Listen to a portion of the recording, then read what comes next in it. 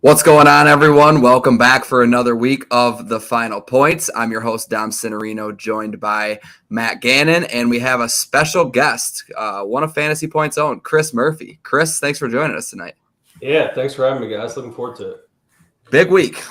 So Fantasy Points first launched, we all know, in April for the Masters. I mean, it seems like a blink of an eye, and it's already the fourth major of the year. So done a lot of good work over there. The whole team, Hunter, Pat, Graham, Tom throwing in some staff picks. So definitely doesn't seem like we've only been doing it since April. But Matt, how you feeling this week for the Open? I'm ready to go to bed so I can wake up and watch golf. I'm excited. I don't really have any words. I'm just ready to. This is probably my favorite week. I said it last week for Scottish. These 2 weeks are awesome. I just love waking up super early, sweating golf in the morning, and it's just all of it is amazing. The history, the golf, it's just so fun. Super excited to get into it. Unfortunately, I'm not on my night shift tomorrow because I have the day off. I'm going to Scottsdale, Arizona for a bachelor party. You're going to Scotland for the Open? No. I wish. That'd be sick, though. Maybe I'll get on the wrong flight. So St. Andrews, let's get into the course. Not a whole lot to talk about, really. Matt, I'll start with you. Is there anything specific that you are weighing heavier than normal this week as opposed to others? Bomb your driver is what I'm thinking. I do not think it's going to play as difficult. I mean, as crazy. So I'm thinking we got to bomb your driver and wedge your balls close, make your putts.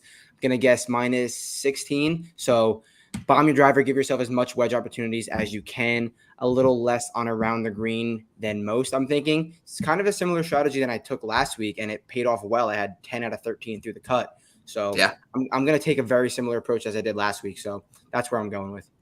Chris, what about you? What are you looking at in terms of stats for this week at St. Andrews? Yeah, I'm similar. I think it's going to be a lot of wedges, but I think we're going to see different styles. I think you're going to see different players that, maybe take some irons to stay short of trouble. The way that they're talking about it being hard and fast, they put the pot bunkers out there in the middle of the fairway that'll get you into trouble. So I'm pretty interested to see how it plays. And I've kind of built a couple of different groups from a DFS perspective. To kind of cover my bases there. And, I think there's going to be a lot of short game to it. These are some of the biggest screens that we see. So 3-putt avoidance, stuff like that we don't really see a ton in the States factoring in are things I'm going to be looking at this week too. Yeah, and I know a lot of people don't like factoring in 3-putt avoidance. You have to look at it. Like these greens are doubled. Like you are going to miss approach shots, and instead of being off the green, you're going to have to putt from very long distances. So being able to put it in a range where you can get in two is going to be fine in most circumstances.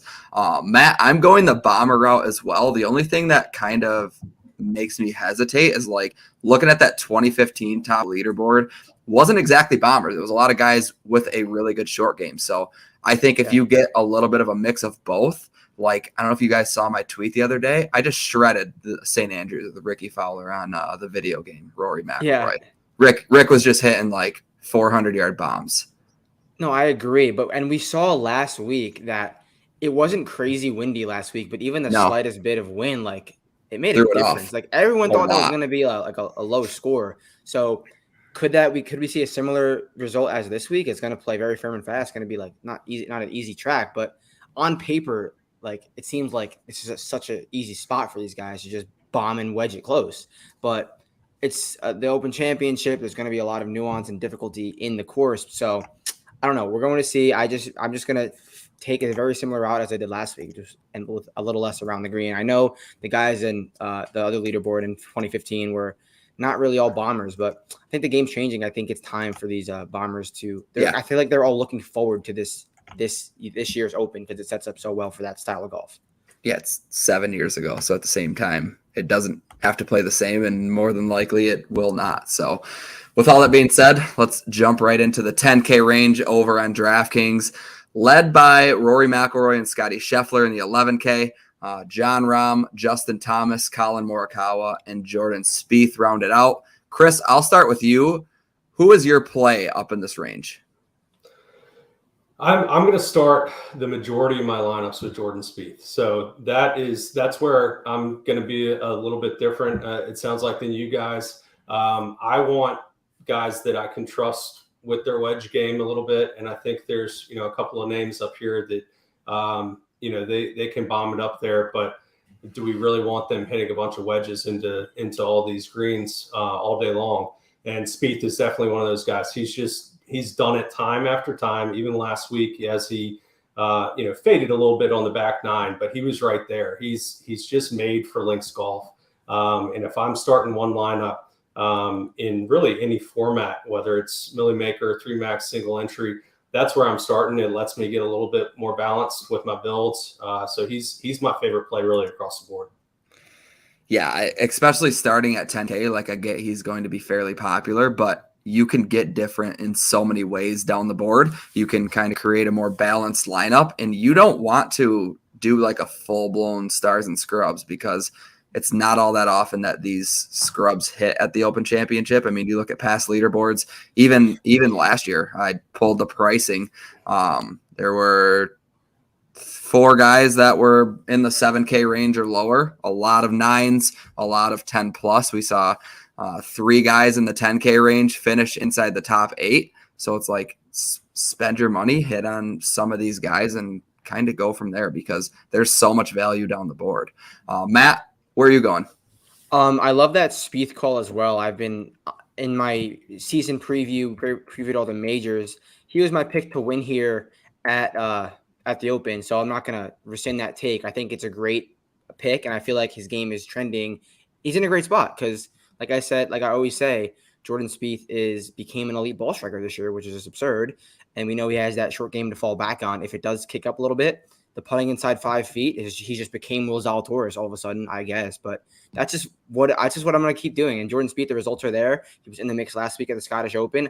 Obviously, we know his track record in Open Championships. You need that creativity. You need that nuance. And that's what Jordan Spieth has. So I would say Jordan Spieth is – actually, I'd say Justin Thomas is my favorite play. I just wanted to kick back on what Chris said about Spieth. Justin Thomas is my favorite play in this range. And the stats are just like so good for me.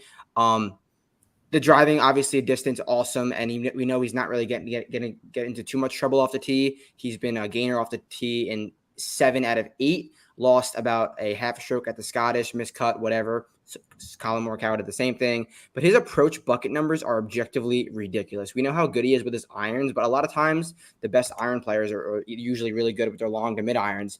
Justin Thomas is elite across the board, like top 10 in every bucket, 25-yard bucket, 50 to 75, all the way up to like 150. Just so good. And we're going to get so many of those wedge shots. We know how good he is around the green too, if it comes to it. And then the putter's a question mark always, but that's what I like to do. I'm always going to bet on a guy who has a volatile putter. So Justin Thomas is my favorite play in this range for sure. Going to be starting a lot of my lineups with JT, maybe some JT Spieth builds as well.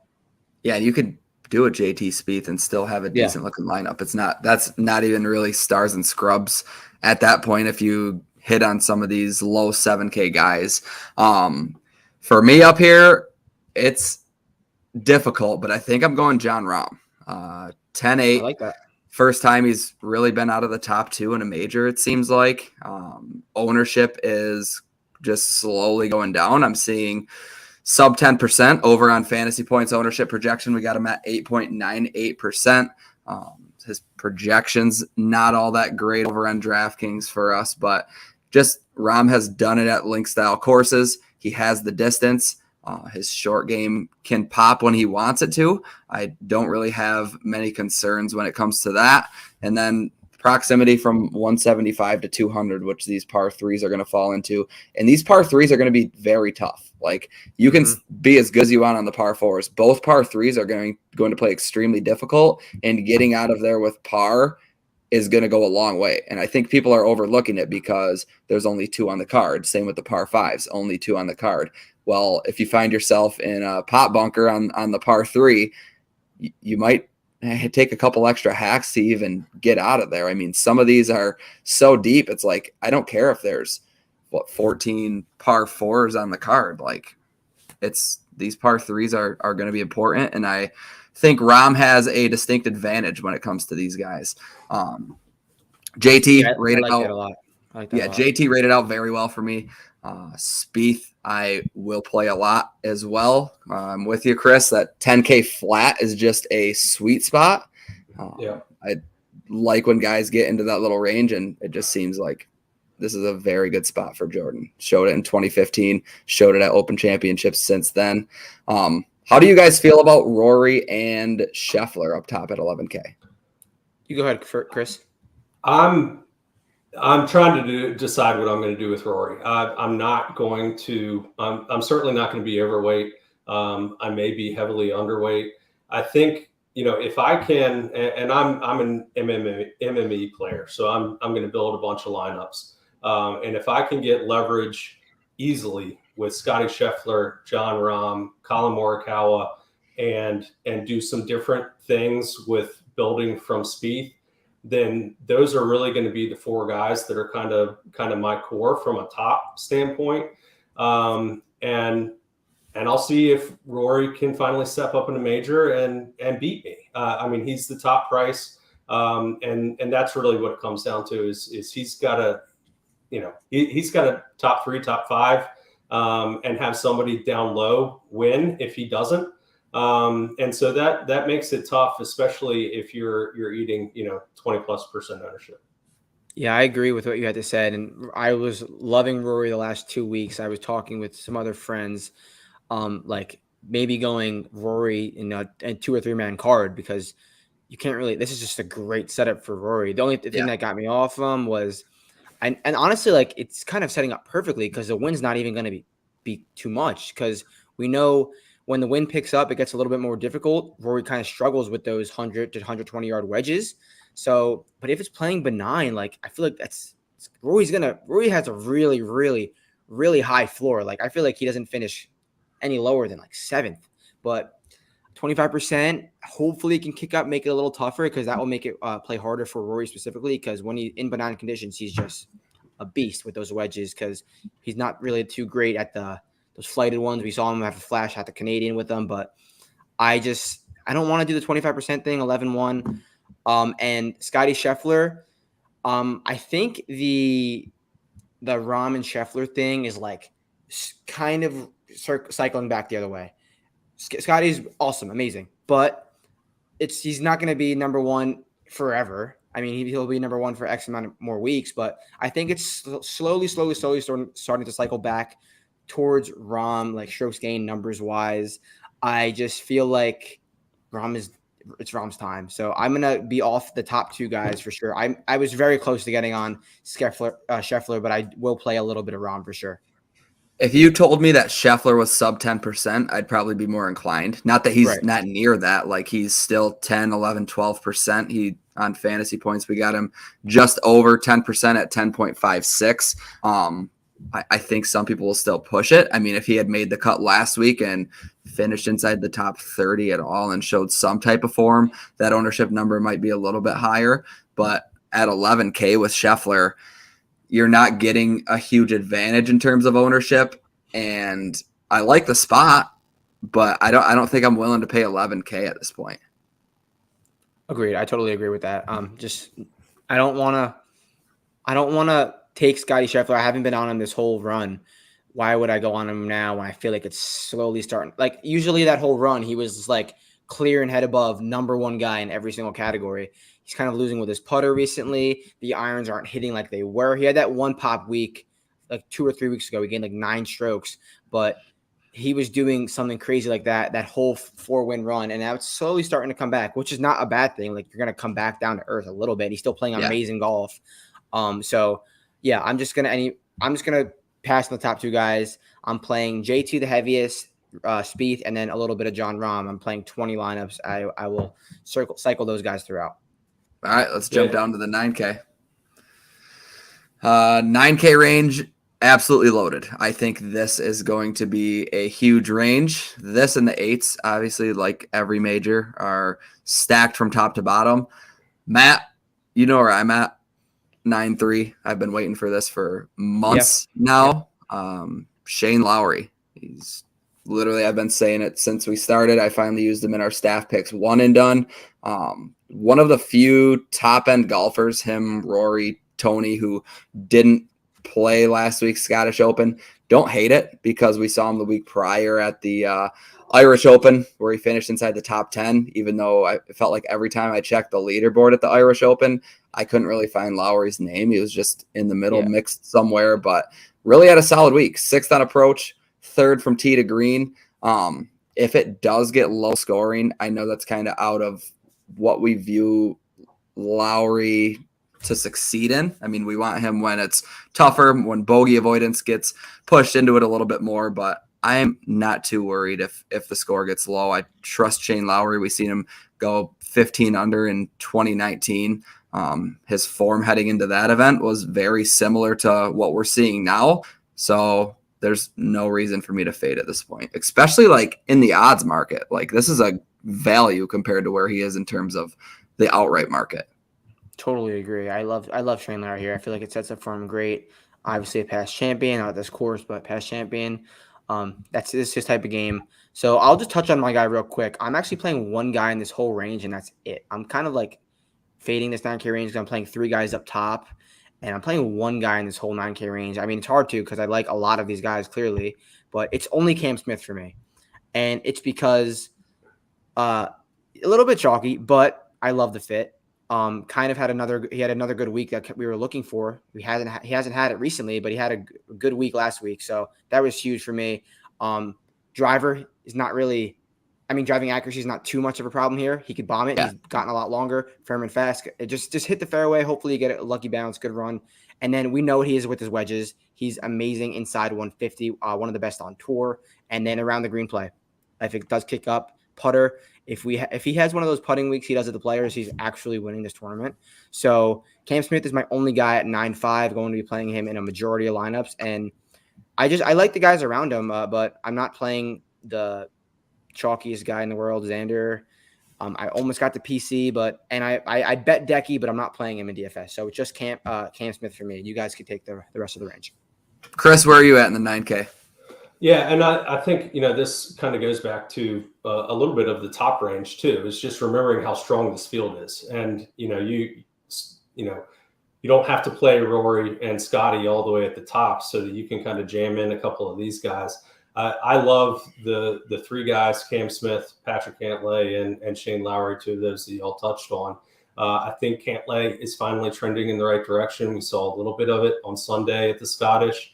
And if he can start to heat up, he doesn't really belong in really in the bottom half of this tier. If he really has his game, and we saw that last year with as many times as he won. So he's one of my favorites in terms of just somebody that's not going to be overly owned, but it's back to, the build that I was talking about a little bit with Jordan Spieth, Cam Smith, kind of a similar type of player. Shane Lowry, similar type of player, just kind of magic around the greens, really good with a wedge in their hand and on approach, can trust them on the greens. And that's where kind of my first handful of builds is going to start, is with a lot of those 3 guys.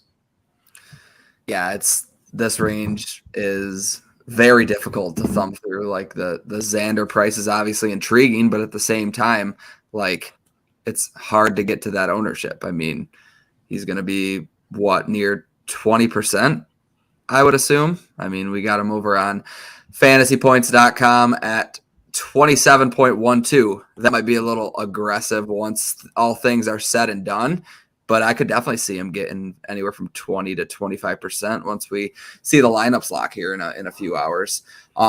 Yeah, and I think that's something to point out too, though, is, as we get closer to lock tonight and kind of figure this out, ownership's going to go somewhere. It's not all going to be flat.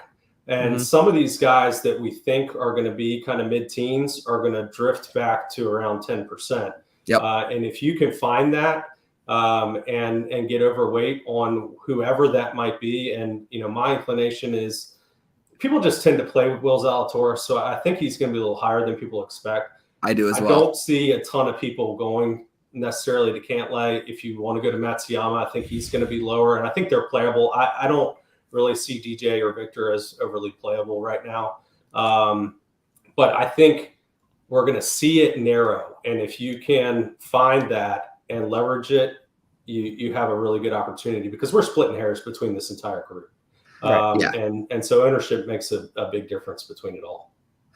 Yeah, the last two in this range, Hideki, I will have I'll have some lineups with him in there at 9-1, playing the par fours extremely well as of late. Missed the cut at the Scottish last week, but he was extremely good from 75 to 100 and 100 to 125, which a lot of these par fours, these shorter par fours, are going to kind of give you that shot in, and I would want nobody than Decky to do that with. So I don't really care about the miscut if we're getting him at sub 10%. DJ shows sub 10%, which is interesting. I just am not in love with the price. I think he can succeed here. I don't like pulling the live finishes because it's a third of a field, but did play well in Portland at least. He's played well on these shorter par fours over the last couple months, and he's been good on these short approaches. So DJ, someone that I'm still taking a hard look at. The ownership is like, I kind of want some at 7%. Like, I know. Because we know what DJ does, like from tee to green, and I feel like it sets up very well. But what do you want to make of it? I mean, I know you're going to say about Victor. I feel like he's actually unplayable no matter what the ownership is. Yeah, I do too. I'm seeing like 6 to 7. I think that's too much. I think that's way too much. Like I would never play that. Like if you watched any of the featured groups at the Scottish Open, he was like objectively shanking shots and like just looked like he hasn't played. I keep saying I think he's injured. So yeah. Something's wrong. Something's wrong. Like. I really hope he figures it out soon because I love Victor. So and 9K obviously is a great price, but he's just it's bad. Not even that great of a price at this point. Oh, like at this point, I kind of made the case for the price dipping last week, but now this week it's like no, like you're right. I mean, could he pop? Sure. I mean, he's done it before. He played well in the DP Tour. He's still extremely young and going through a little slump. I think he's going to bounce back, but I just don't think this is the week that we're going to see it. Yeah. So anyone else want to touch on any of these guys? Or are you guys ready to jump into the 8K? I'm 8K when you're ready. Let's do it. Ready for it. So 8K range, a lot of intriguing guys as well. I'm going to have a lot of ownership in this range, but before I kick it off, Chris, who's your favorite play in the 8K? My favorite play is Tyrrell Hatton. He's the guy that, really has, and it's a different course and in terms of the way it's going to play, but he has crushed at this course at the Alfred Dunhill. So has Tommy Fleetwood. But I think, going back to the ownership thing, when it comes down to it, I think people are going to click Tommy's name before they click Hatton. He gives you a little bit of leverage. He really started to finally put it together, starting with the JP McManus. He put together 2 good rounds and finished, solo fourth, which, you talk about a pro-am like no big deal, but that was an elite field of that's golfers. Still something. That's valid. And it carried into his first couple of rounds, and he lost it a little bit, but he still struck it pretty well. And I'm just going to lean on the fact that he knows how to play around this place and knows how to play this type of golf. And I think ultimately he's not going to get out of hand, certainly from an ownership perspective. So he's my top guy.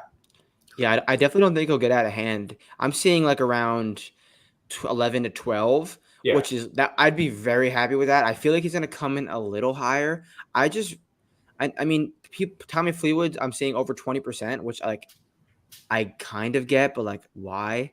And between Sam Burns and Fleetwood, so yeah, Hatton we should get a decent break. I feel like Hatton is the play in this upper 8K range as well. I mean, we all love him, so that might be a little bit scary. He's going to burn us, but I hope he doesn't. I hope he finishes like he was trending. He kind of gave it back on Saturday at the Scottish, but yeah, Hatton I love him with basically everything you just said with the Dunhill stuff. Yeah. Chris touched on the Dunhill, obviously success. Scottish Open last week, T24 flashed. He was T15 after the first round, shooting a 68. Early in the day, he was creeping his way towards the top of the leaderboard before giving some back. But end of the tournament, finished second in greens and reg, fourth in proximity from the fairway, and ninth on approach. So when guys are kind of clicking in those areas and finishing outside the top 20 or just not finishing towards the top of the board, it shows that he's finding form And when Hatton finds his form, I mean, his ceiling is clearly a win. But I like him a lot. I hope he's sub 10. Don't think he will be. I think we're going to get right around 10, 12 if I had to guess. I don't see him gaining too much traction, but all in on Hatton. We'll have some Fleetwood, but my favorite play in the range is Tony Finau at 8-4. I like that. We've talked about how he's found his game as of late. The last missed cut was the U.S. Open, which absolutely destroyed a lot of my DFS lineups because I was all in on him, but we're going back. Travelers Championship was T13 last time we saw him. He was top 10 in approach and tee to green. T15 or better in each of his past 3 Open championships. Third place in 2019 when Lowry won. And then same thing with the Alfred Dunhill. Had a T10 in 2018. And then the whole thing that we talked about with the stats, he just provides such a good balance of distance and short game, especially as of late. The last 12 rounds, ranked first in the model that I built, 5th in approach, or top 5 in approach, 3 putt avoidance, and par 4 scoring. So just having a guy who can bomb it out there, good around the greens and good on the greens. I'm back on Finau even after he burned me at the U.S. Open at 8-4. What are you guys doing with Sungjae Im? Because he's in my player pool, modeled out well for me. I back-to-back missed cuts, but he's not really playing bad. He's hitting the ball well. I mean, he didn't hit the ball well at the Scottish, actually. I understand that comment. But back-to-back missed cuts, and he's still modeling out well for majority of people. What are you guys doing with Sungjae Im? I keep going back and forth because I know what his game is, and his game is great for here in terms of what I'm looking for, in terms of his ability to kind of get around the greens and everything like that. He just hasn't been the same player. And was it the U.S. Open that he had to withdraw due to, and it was kind of ambiguous as to what happened COVID-wise or something? That was the PGA. Yeah, it was the PGA. Okay. Ever since then. Yeah, ever since then. I couldn't remember exactly when it was, but ever since then, he just hasn't been the same guy. And so I'm going to take some shots on him from an MME's perspective, but he's pretty well down the list. You know, honestly, I'll probably have more Louis than I will Sungjae, just because I feel like I can trust Louis on this type of setup, and I just don't really know and I probably should say I don't really know what's going on with Louis, but I really don't know what's going on with Sungjae either. And fantasy points, what do we got? Haven't heard one person mention Connors all week. So let's talk on Corey Connors. Matt? Yeah. Well, I just saw that comment, and now I'm starting to think, do I want to play Sungjae or Corey Connors? Because right now it's Sungjae's in my lineups, modeled out better for me. But I feel like we're splitting hairs, and it feels like it actually really does feel like a coin flip. So let's weigh out the pros and cons. I think Sungjae Im better around the green if it kicks up. Corey Connors better off the tee, but how much do you want to wait off the tee this week? I feel like if you're in the fairway, you're in the fairway. I think Sungjae will hit a little bit further, and then the approach numbers, they're fairly similar. So. Maybe come down to an ownership, but those are also fairly similar. I'm seeing with Sungjae, I'm seeing like around 9. And Corey, I'm seeing around 7. Is that 2% worth it, or is that just like I don't know what to do with that? Because I mean, if you're talking about raw skill set, I would take Sungjae in a major over Connors, just personal bias more than anything, but Connors did pop for me in a few spots, and like that YouTube comment said, and thanks for tuning in and commenting and hanging out with us. But Connors, like you go through this range, and it's like everyone's skipping over Connors, and it feels like everyone's skipping over Brooks. Which Brooks, I mean, that's for a reason. But Connors just seems like he's hidden there at 8-2, and I don't know. I mean, with as many people that are going to be on some of these guys above him and then in the low 8s and upper 7s, I think his ownership could get driven down. I think I'm going to stay with Connors because remember at the U.S. Open when he, coming off of a 10th place at the Memorial, was mega chalk, great price. Everyone was on him, and then he missed the cut. So people are off of him now. I'm going to cycle back to him after that. That's what made my decision. I just looked into that because I remember he was hitting the ball really well at that time at the Memorial finish. Gained 6.5 strokes ball striking, back-to-back missed cuts. Everyone's off him. I think he can bounce back, make the cut, and has obviously a very high ceiling. I'll stay with Connors. Chris, anyone? I meant Sungjae. Chris, anyone below Connors, Bryson, or Neiman? Do you have any exposure to these guys? Yeah, Neiman. I'm going to have a good amount of Neiman. I really like him ball striking, the distance off the tee. He has made just an incredible transformation with his short game. He's gone from, if I remember the numbers correctly, he was like 138 around the strokes gained around the green last year, and is in the inside of the top 30 this year. He has become around the green what everybody wanted to think that Vic was going to become. In terms of just improving that aspect of the game. I wanted to see it last week, and he showed it absolutely that it transitions to the link style. And he's really one of my favorite plays that I'm going to go here before the guy at the top end of the next range that I'm sure we're going to talk quite a bit about. And Neiman's driving. His driving distance is up too. In the last 3 months, he ranks 15th in the field, which if you lined up every guy in the field, you would never ping Neiman for being a bomber. But absolute worm burners, and that might be huge if the wind kicks up. Yeah. And every single 25-yard bucket range from 50 to 150, he ranks inside the top 40 on the entire PGA Tour. And I know you want to split hairs about bucket ranges; they're kind of meaningless. But when you're 4 straight, which are in consecutive bucket ranges, that's saying something. He can hit his wedges and he can hit his short irons very, very, very well. So.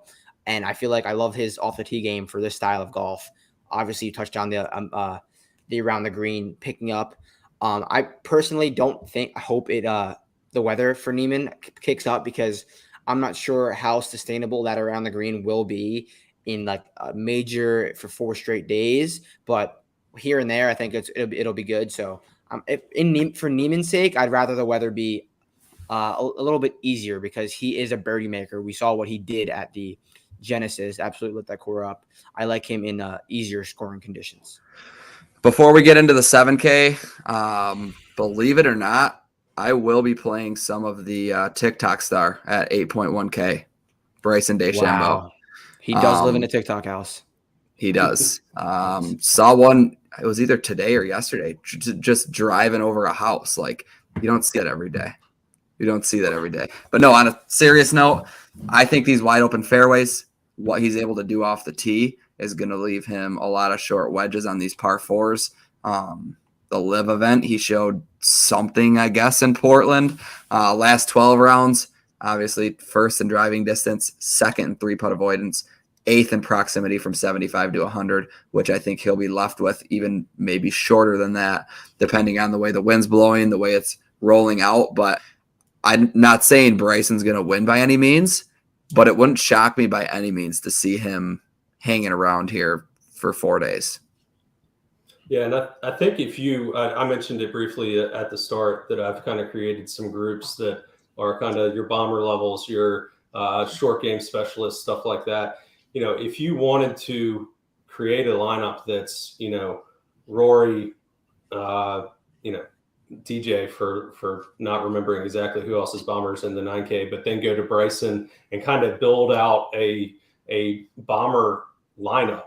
Yeah. And see, because we're all speculating as to what this is going to do. We've heard all these guys talk about, it's firm and fast. You're going to have to kind of be careful in some spots. It's going to be interesting to see it play out. And I'm trying not to just go directly down one path. And I think that's where a guy like Bryson can come in. We find out that, these guys are bombing it and going for greens because of the way the wind's direction, stuff like, blowing, stuff like that. You can find yourself with some leverage and in a good spot by, just kind of pairing some of these guys together.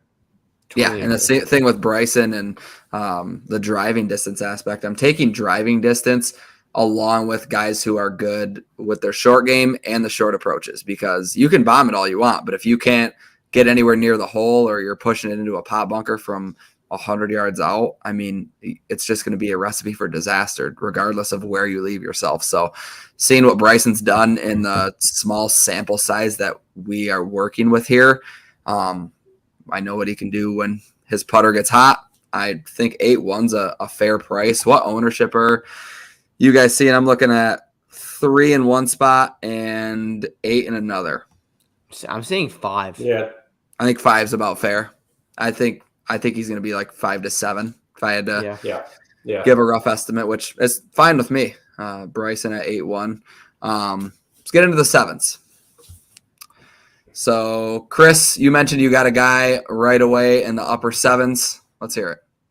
Yeah, I mean, the guy actually, he's a fade for me. The ownership I'm seeing on Max Homa, I'm probably going to be completely out. The thing with Homa, and I bet him, so that's kind of my hedge on it. I bet him. That's fair. And got 7 places each way that can kind of cover me if he has a good week. But the thing with Homa is he has been in contention to win, or he's really struggled and been on the back end of a make cut or a miscut. So from a DFS perspective, if you're telling me he's going to be 25%, which is what some of the projections are showing, I'll do a full fade. I'll take my chances around him and see if I can catch one of those lesser weeks, or if he's up there. I've got a little bit of skin in the game from a betting perspective. I like that. I like that opinion. And that volatility is what you want in outright betting. You want someone who's going to be in the top 5 in contention all week, or just be done. So I like that. I like that decision for Max Homa. My upper 7K play, and I posted this on Twitter, is Cam Young, 2% owned. I am on him in a lot of lineups at 7-8, and I just love his game for this golf course. Absolute bomber of the golf ball, and he is an underrated wedge player in my opinion. He doesn't have the greatest wedge numbers, but we've seen him be elite when he's firing and make a ton of birdies when he's firing. And just a few weeks ago, he was the chalkiest golfer in the world.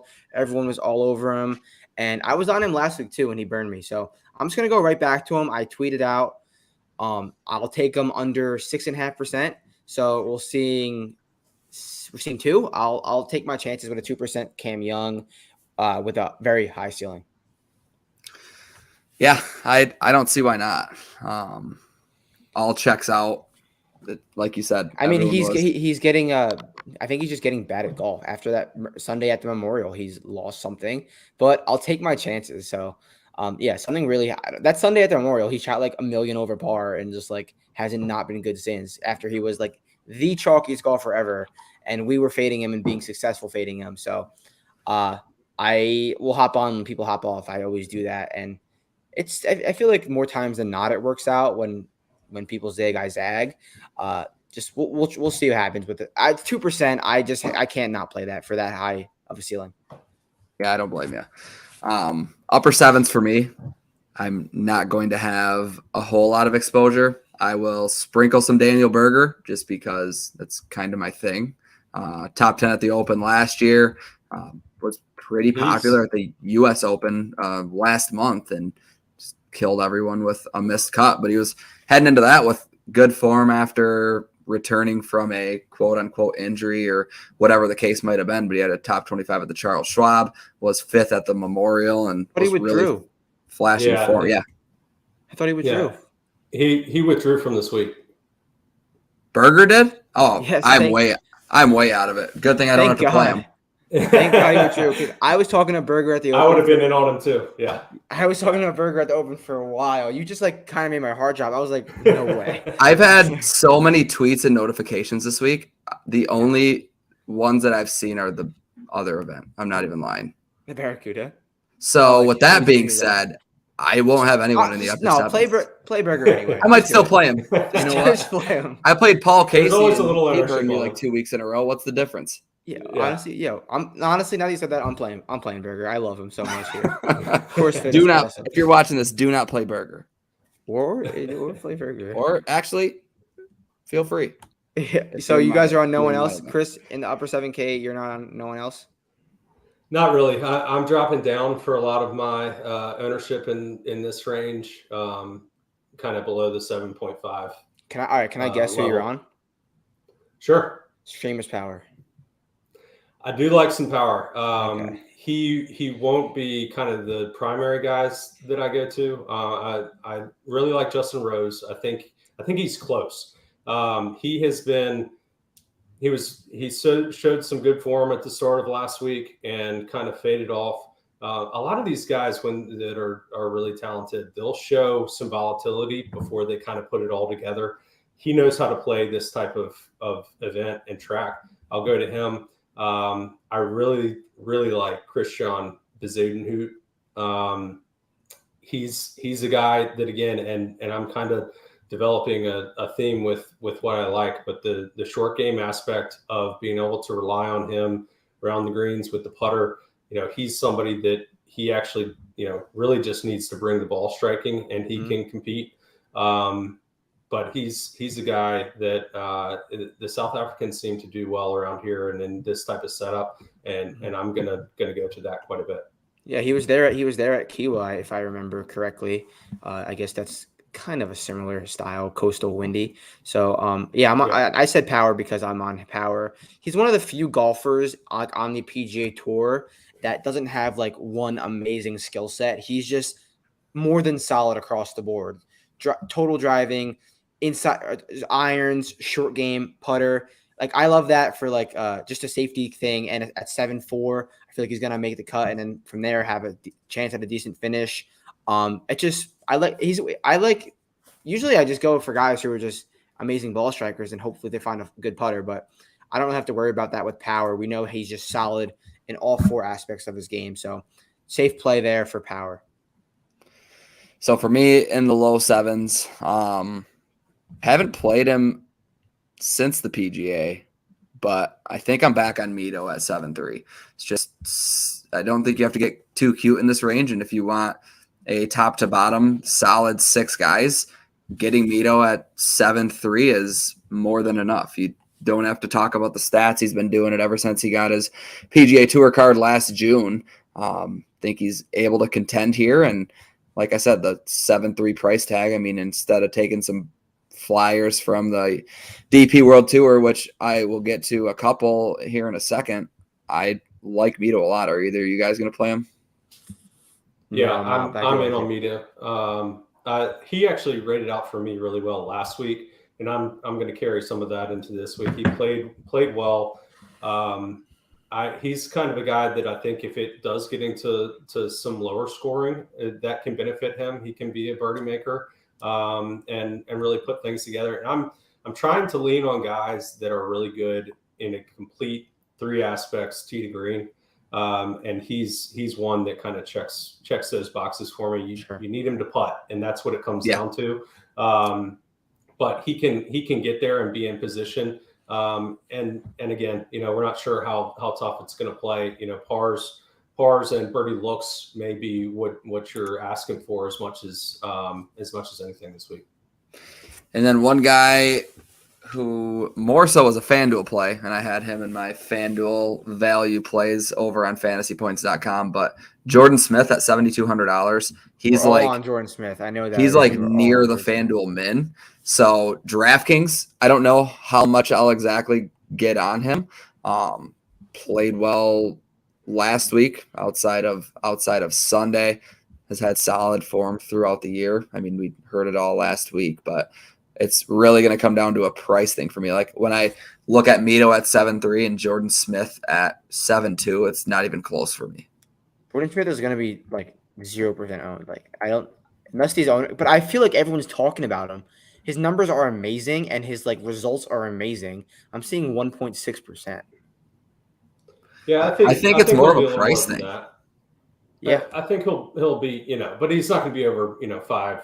No. You're certainly safe in that range. And I think the thing that we have to remember is, one, we're kind of in a bubble where all of us talk about guys like Jordan Smith.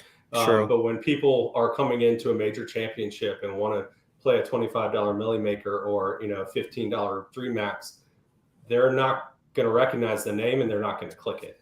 And so, there's a lot of value this week a lot of times to be had in just doing some research and understanding guys like a Jordan Smith that don't play in the States and that we don't see every week. And I put in Discord about the scoring and his in particular. You know, he's averaging 68 out at St. Andrews. He's played in the Alfred Dunhill every year, which is, you make the cut. The final round is at the old course. He knows the course. He knows how to play this style. And I think that can be undervalued when you get into a week like this and you're comparing a Jordan Smith that you don't know with an American name that you do know. And that's where I'll try to get some edge. Yeah, I played Jordan Smith in like a single entry lineup just because I was doing my Tuesday research show and someone asked me my opinion on Jordan Smith. Then when I deep dove it, I was like, wow, I really do like it. Currently, I have a 13-man player pool. I love just keeping it as tight as possible. So I just don't know if I want to add him because I just want to keep this player pool as tight as possible. I'm making 20 lineups with 13. Yeah, like I love him, but I want to keep this player pool so tight. He's probably going to be my last guy out, like honestly, but I do like him. And my last guy in the 7K range I'll touch on is actually Cameron Tringale, and it's not at all because of last week. I loved him before. It's because of the 61, isn't it? It's because of 61. No, I just love Cameron Tringale on courses that are in like major / difficult conditions. I wouldn't say this is a difficult condition, but it's still a major. But Cameron Tringale does this so much better than anyone. Is fairway, I wouldn't say fairway, but driver can hit your iron with zero proximity at all, and then 2-putt. That's what he does so well. So now we're heading to a course where the fairways are really big. He's going to be in fairways more than he normally is. And then he's going to have an iron into a massive greens and then 2-putt and get out of there. That's just what he does. Like, I think that's just going to be enough to get through the cut at 7K. And then obviously last week's a bonus. So his game is there. I hope he doesn't get into contention on Friday and then lose it like he did last week. Hopefully he just trends under the radar. Maybe has that 61 on Sunday and finishes T8. That would be sick. So I'm going with the 7K Cameron Tringale to round it out. So I got Tringale, Cameron Young, and Seamus Power as my 3 guys in this range. You are the Cameron Tringale whisper. Everyone says it. Literally, everyone says it. And you didn't have you weren't really on him last week. And look what happened. I know. I said that too. I was like, hindsight. It makes so much sense because I knew I was going to be on him this week. So whatever. You were waiting for that. You were waiting for this. Last week doesn't matter. Does not matter. Wait, no, I'm not even mad. We had a great week last week, so that was. We're on Tringale this week. Tringale probably will win this week. Now that we're saying this, no, everyone would be so mad if he wins. He's like the most hated golfer, which is hilarious. I don't like to watch him, but I just like hopefully he'll make me money. Anyone else, Chris, down here you want to touch on in the 7s? Not that necessarily jumps out. I've got a few names in the 6s that I like that I'll probably go to. I am tending to lean towards experience in this type of setup. One name that did jump out to me a little bit last week that I wasn't necessarily dialed in on was Gary Woodland. He started to show some form. He's 7,100. You're talking about a guy that's won a major championship before. He's been in and out, but generally what gets him in trouble is getting loose with his driver. And we're talking about wide fairways and, he can get away with some of that. So if you're looking for a world-class player, in that range that maybe can pop for a week, Gary Woodland makes a lot of sense to me right here. And he made the cut at each of the last 2 majors, at a top 10 at the U.S. Open, made the cut last week, and we're getting, like you said, a world-class player, a guy with a lot of experience at $7,100. And, like, if you saw Gary Woodland in the Millie Maker winners lineup, I wouldn't even bat an eye. Just be like, Woodland popped. And some of these guys down here, it's like I don't see it, and it's a stretch, but – for guys like him, there's a lot of guys when it comes to experience in this range. Like I'm still juggling whether I'm playing Justin Rose or not. Yeah. I love Adrian Meronk. I know we're kind of done with this range, but I love Adrian Meronk. I like Tringale better. And I feel like if I don't want to roll 2 dice when I could just hopefully roll 1 with Tringale, but replace all your Tringale with Meronk. I probably should because he was. Remember the last change we made? No, I can't. That was huge, but that's different. That was Jason Day. That was different.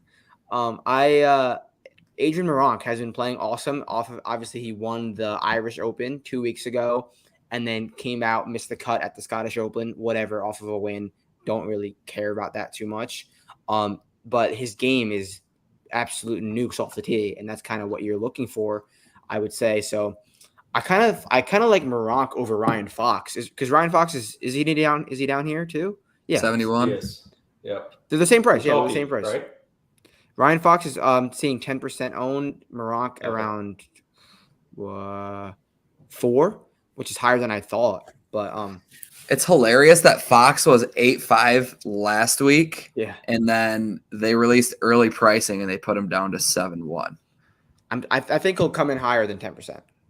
Yeah, I do too. I think Guys he's going love to be. him. I think he's going to be a very popular one in this range, like mid-teens. Yeah. Yeah. If you're an American golf fan and don't know much about DP World Tour, you know who Ryan Fox is. That's just like, he's just a staple guy. Yeah. Tiger Woods, Ryan Fox. Yeah. You go ask you go ask someone on the street. You go ask someone on the street, name 2 golfers. Oh, Tiger Woods and Ryan Fox. That's the 2. Yeah, 6K. 6K. Yeah. So got a couple guys at the top of the 6K range who will have a lot of ownership. Haotong Li, I love, obviously, had the breakthrough win at the BMW. T55 last week at the Scottish, number 1 in the field on approach, 8th in greens and regulation. He's another guy with the Alfred Dunhill success. Last 3 tries, has never finished outside the top 25. T5 in 2018. This past year, he was T14, and he's also had success in majors in the past, with his best one being the 2018 Open Championship, where he was solo 3rd. Also has top 20s in a U.S. Open and PGA Championship, respectively. So Haotong has been my guy ever since he started playing PGA Tour events. I like his distance. I like the form that he's rounding into. And like I've always said, when you finish T55 and lead a field and approach, it says something. Yeah, that's definitely something. That's what you're looking for. Ball strikers who could turn it around. So in this upper 6K range, I'm going with who else but Keith Mitchell. I'm not going to do the whole bit because I do it every week. Rory McIlroy equals Keith Mitchell, and it keeps proving itself. So that's what I'm going to do. I love Rory's setup here, so I love Keith Mitchell. And then I'm going with Emiliano Grillo. Those are my only 2 guys in the 6K range. Grillo has been the first half of the season was just objectively horrendous, and he's kind of figured it out since the Mexico Open, where he made 5 or 6 straight cuts, missed the cut of the Travelers, then bounced back at it with a T2 at the John Deere Classic. We know what Emiliano Grillo is. He's a ball striker who cannot putt, and the ball striking wasn't there. So you're not ball striking, you're not putting, you're going to have bad results. He fixed that the last few months. So, and we know his jam is coastal courses. Made the cut at Kiwa. So I like Rio at 1% owned, 6,700, I believe. So those are my only 2 guys in this range. I'm just keeping it tight, and I didn't need to go to anyone too low with how I went with the building. Yeah, before I pass it over to you, Chris, Grillo was one of my FanDuel value plays as well. Started off the year horribly, made 2 of his first 9 cuts, and then has now made 6 of his past 7. Past 12 rounds, number 1 in the field in par 4s from 350 to 400. 2nd off the tee, and he's gained off the tee in 5 straight events. So that kind of makes sense. The driving distance is there. It's in the top 20 in the last 12 rounds, and so is the procs from 75 to 100 yards, which makes sense why he's scoring on those short par 4s, which I said was number 1 in the field. So I'm on Grillo as well. Chris, upper 6, who do you got? Yeah, I'm going a different direction. I've got a handful of Euros that I like in this range, and Kevin Kisner. I'm going to go there with Kiz. He plays well in this event, and part of my thought and what I've heard all week reminds me a little bit of Carnoustie in terms of dried out, baked out course that's just running for days. He played really well. I want to say he was in one of the final pairings there over the weekend. Again, I'm looking for guys that are going to do it tee to green, and if he can putt, which has been oddly some of his struggles lately, he can be right there. But Haotong Lee, Adri Arnaus, Dean Burmeister, those are guys that I'm looking at in this range. Yep. And another one that we know from the States, but is and is Texas, from Texas and but South African by nature is Dylan Fratelli. And I'm going right back there. He started to show it a little bit last week, had a really good opening round and faded a little bit. But he was a really sneaky top 5 finish last year at the Open. And I'm going to see if he can kind of recapture that at this price range. We know that he has some really good upside from that perspective. Playing on the PGA Tour regularly, he seems a little underpriced for what he can bring to the table if he has it together. Yeah. Another Euro I like is Jason Scrivener, right in that range there. Had a very good week on the greens last week. Solid all around. Played in the team event with Day, I believe, and they popped for a little bit there. But so weird. That was so weird. That was a very weird pairing. But both Australian, I think, right? Yeah.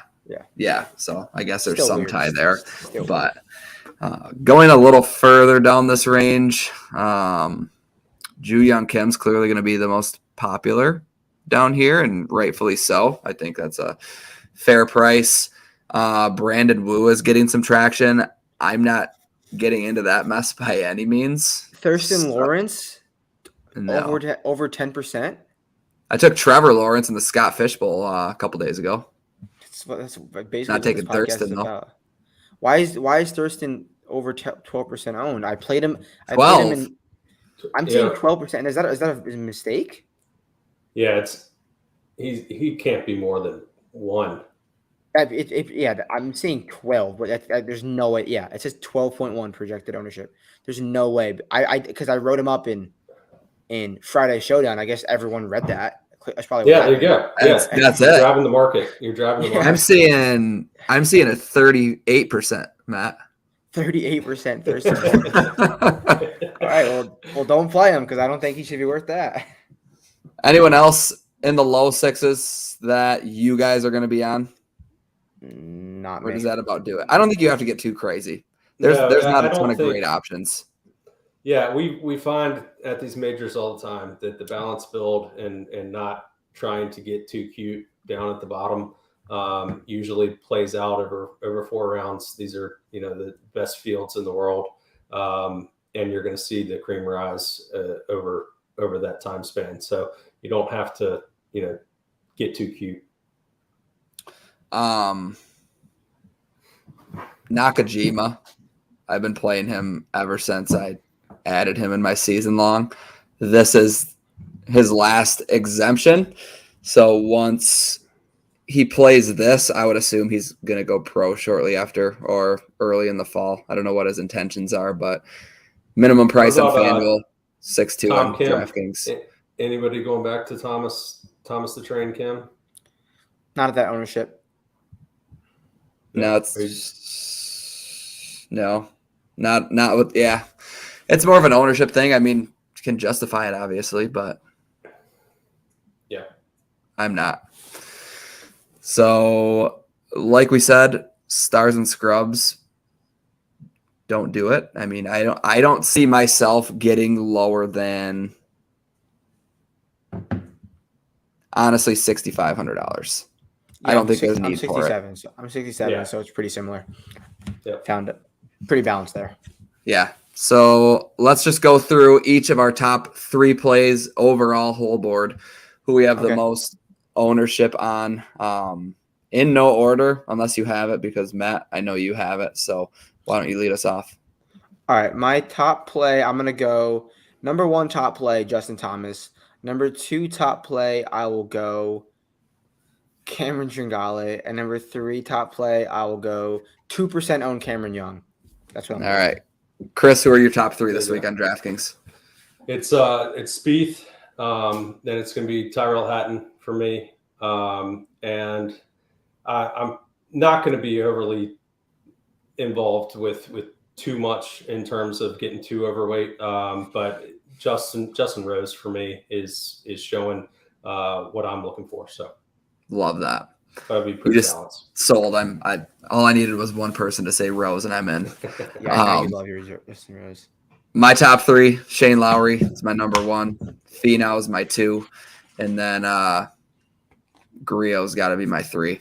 Those are the guys that I'm going to this week. Matt, Chris, thank you guys for joining. Of course. Everyone, good luck this week at the Open Championship. Set your alarms. Make sure you don't get a early withdrawal like we saw with was it Answer? Yeah. That was 5 minutes before tee. Who knows? It's probably going to be Paul Casey. Just don't play Paul Casey. And you should be in the clear. But good luck, everyone, and we'll see you next week on the Final Points. Peace out. Let's go.